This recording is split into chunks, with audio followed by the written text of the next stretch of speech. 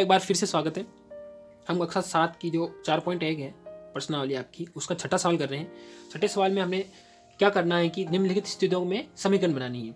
अब सबसे पहले हम क्वेश्चन को पढ़ लेते हैं कि इरफान कहता है कि उसके पास परमीत के पास जितने कंचे हैं उसके 5 गुने से 7 अधिक कंचे हैं और इरफान के पास 37 कंचे हैं, है ना।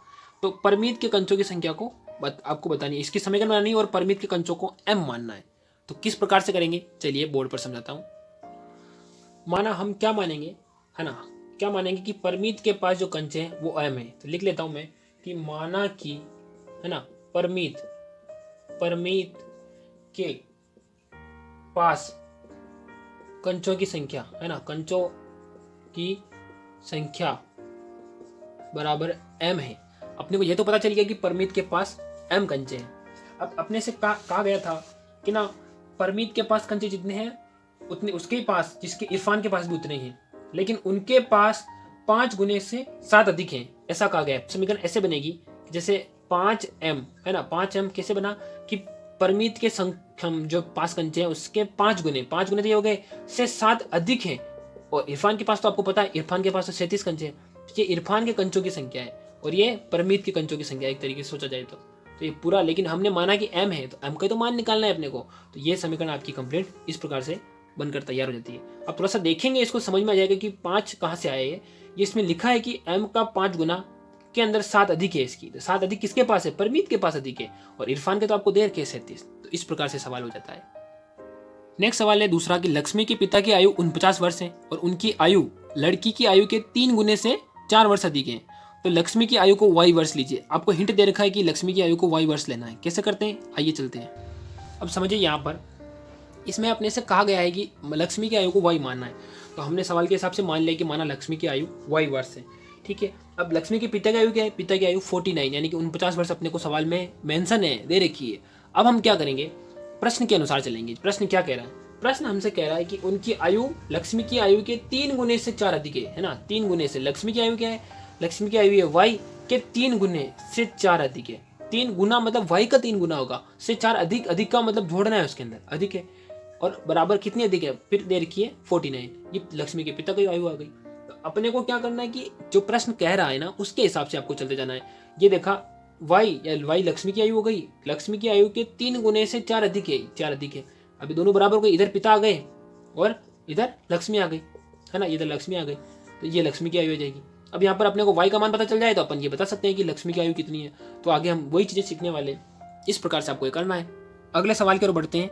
कहा गया है कि अध्यापिका बताती हैं कि उनकी कक्षा में एक विद्यार्थी द्वारा प्राप्त किए गए अधिकतम अंक प्राप्त किए गए न्यूनतम अंक का दुगुना धन है 7 है, और प्राप्त किए गए अधिकतम अंक 87 लिखा हुआ है। तो न्यूनतम प्राप्त किए गए अंकों को L लीजिए। अपन को L मानकर, न्यूनतम अंक को L मानकर अपने को सवाल करना है। देखिए कितना इजी सवाल हो जाएगा, मैं आपको बताता हूँ।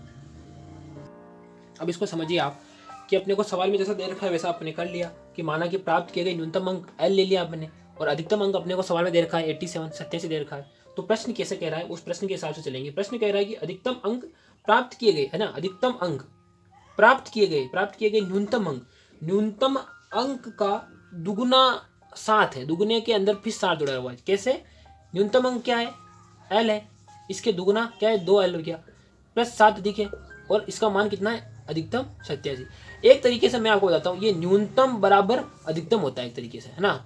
जो भी अपन दिखा रहे वहां लक्ष्मी की आयु थी तो लक्ष्मी की आयु बराबर पिताजी की आयु है, और इसी प्रकार इरफान के पास जितने कंचे हैं बराबर है जो अपने परमीत के पास कंचे, यानी कि कंचे दोनों के पास बराबर है, लेकिन उसको इक्वेशन फॉर्म में लिखना है। ये काफी इजी, आप थोड़ा सा देखेंगे तो अच्छे से समझ में आ जाएगा। फिर मैं नेक्स्ट कराता हूँ आपको। अब एक सवाल है कि एक समद्विबाहु त्रिभुज में शीर्ष कोण प्रत्येक आधार कोण का दुगुना है। अब मान लीजिए कि प्रत्येक आधार का जो कोण है वो B है, और याद रखिए कि त्रिभुज के तीनों कोणों का योग कितना होता है, 180 डिग्री। आपको पता ही है। सबसे पहले जानिए इसमें कि प्रत्येक आधार का कोण क्या है, B। त्रिभुज के तीनों कोणों का योग 180 डिग्री होता है, आपने को ये चीज पता ही है। अब इसमें क्या दिख रहा है कि लाइन को बड़े ध्यान से पढ़ना पड़ेगा आपको कि शीर्ष कोण प्रत्येक आधार कोण का दुगुना है। ये जो शीर्ष कोण है ना, ये शीर्ष कोण आधार के जो कोण है, प्रत्येक आधार के कोण 1 2, प्रत्येक 2 हो गया का दुगुना है। जैसे मैं इसको अगर 1 1 ले रखा है तो ये इसका दुगुना हो गया। जैसे मैं अगर इन दोनों को एक को अगर जैसे एक को बराबर में 30 डिग्री मानूं, है ना, और बी को भी मैं 30 डिग्री मानूं, ठीक है, तो इसका दुगुना है। दुगुना कितना हो गया, ये ऊपर 60 हो गया, तो 30 30 60, और 60 और 60 120 ही होता है, ठीक है। तो ऐसा हो नहीं सकता।